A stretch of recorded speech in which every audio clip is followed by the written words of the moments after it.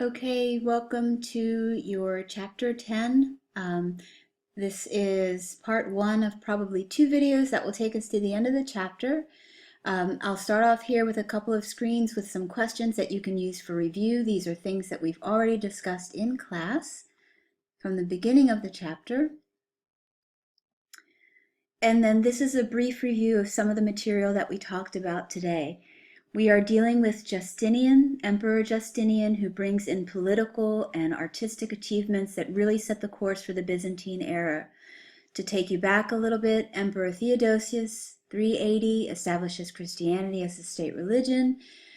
You have changes in pagan worship, even changes in the Olympic Games.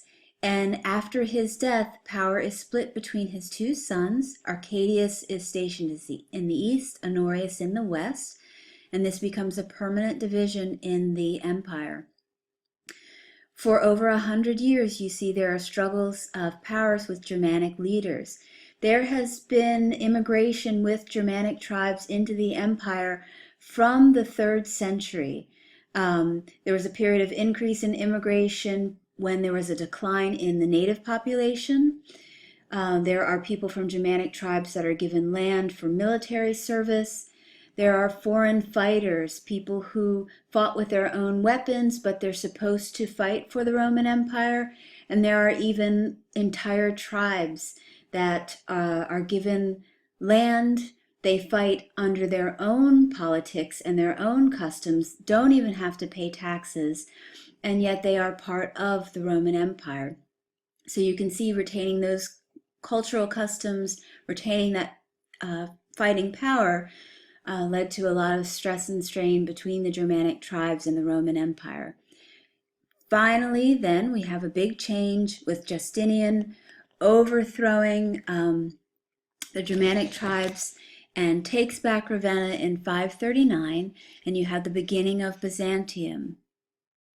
To give you a feeling for the region that we are talking about, all of this area of the empire under these Germanic tribes. And here in the pink, you see what is retained as the Byzantine Empire with a truly Roman rulership. With Justinian, he regains the land. You see this increase again in terms of the territory, especially down here by 565.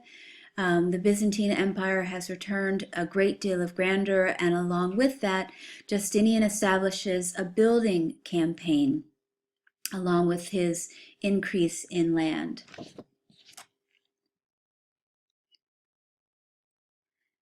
So Ravenna is a port city, had been overtaken by Germanic tribes. It had been settled once by the Etruscans and then the Gauls even before the Romans. And by the time of Augustus, it becomes a major port. So in 402, Honorius is transferring the capital of the Western Roman Empire to Ravenna. And this is his goal to try to squelch some of the growing Germanic invasions at that time. So it remains the Western capital until 476 with the fall of the Western Empire. And actually there is a woman, Galla Placidia, the sister of Honorius, who rules in the city for quite some time. She had been set up to marry a Visigoth king and then return to the city, marries Emperor Constantius III, and serves in place of her son, the regent, for about 15 years. So you have here, by the mid-6th century, a very strategic port, a site of artistic patronage for Justinian when he has become the emperor. And we are looking down at San Vitale. Immediately you notice that it is a round object. It is a centrally planned church. Vitalis was a Roman slave and Christian martyr. And you have here a church faced with brick, but inside we're going to see amazing mosaics. This gives you an idea of the plan. Over here you have the narthex, the ambulatory, which wraps around the nave.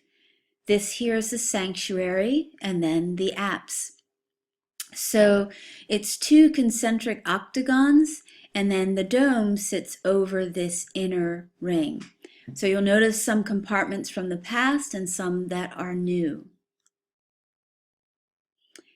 In this interior, you see an amazing amount of gold, this domed central core, right? And then here in the back, you see this apse mosaic.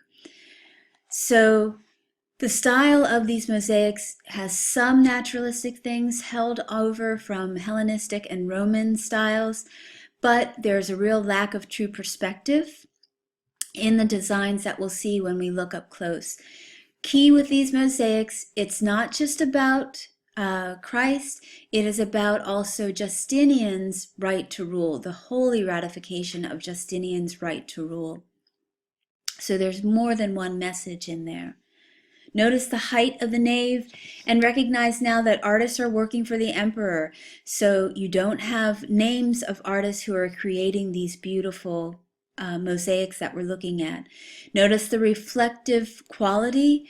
These reflective qualities of the surfaces help give this idea of Christ as the light of the world.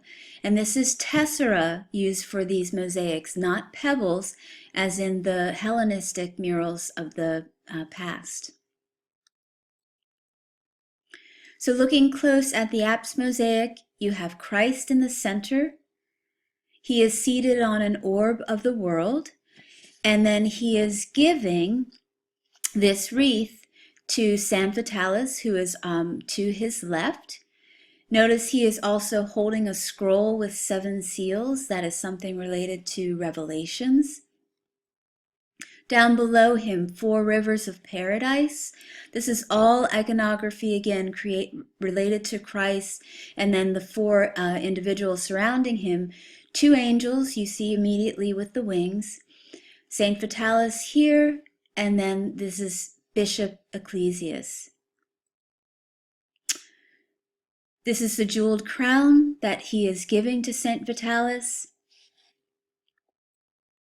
And then the bishop is presenting a model of this church, San Vitale, to Christ. Notice the halo behind Christ's head. It is flat.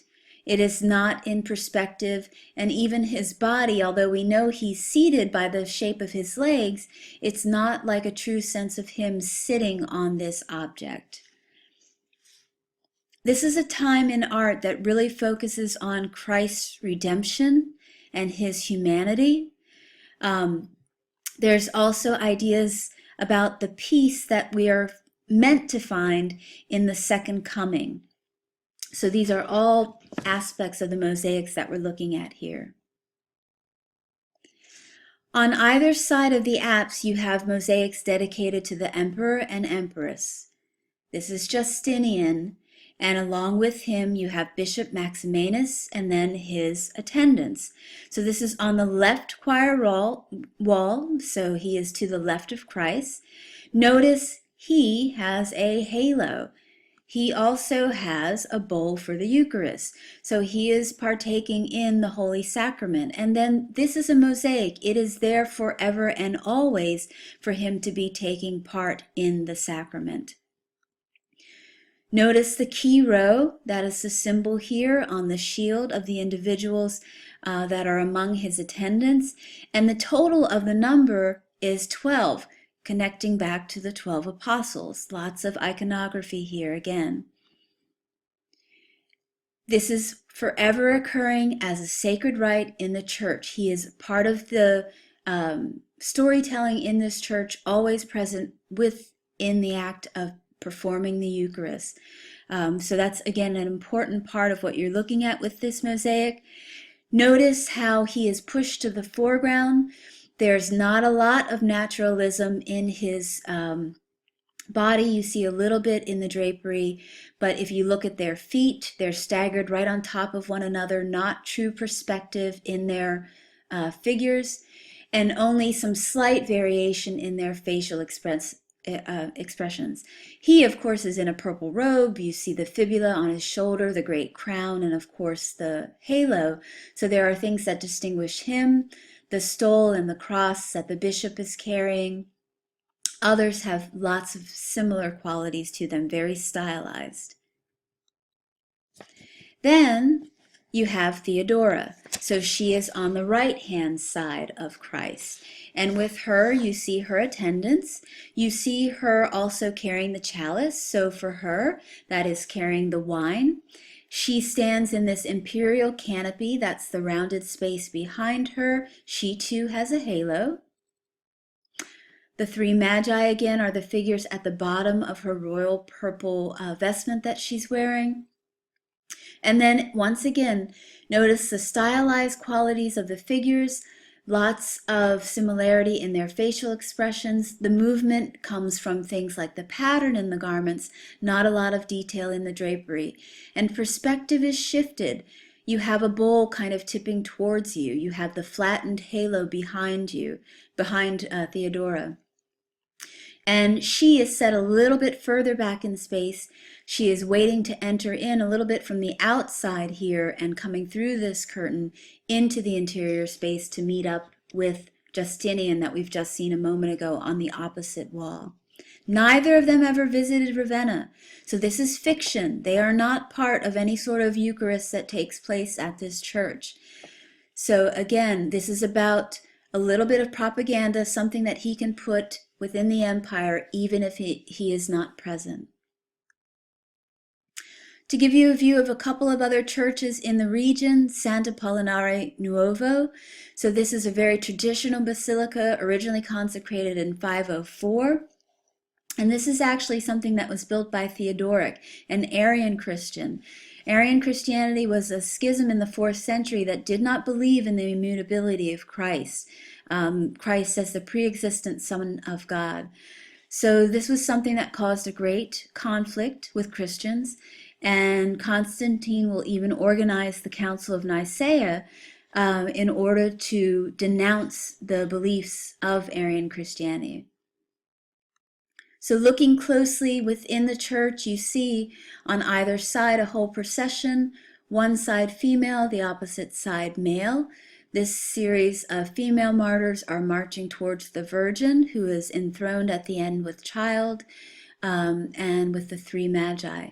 So again, an entire mosaic interior on the gallery and clerestory level of this church. And then this is the apse in that church. So you see the Grand Cross, you see the saint who is the patron saint of the church. You also see Old Testament prophets on either side of him, up above, just to give you a feeling of this continuation of illusion in terms of perspective, the use of color, of gold, the stance of an orant still taking place. We've seen that since the earliest times, since 2nd and 3rd century images that we've looked at in Christianity. So flat silhouettes and linear details in these mosaics. A couple of questions for you. And we'll pick back up here with Justinian and Mount Sinai.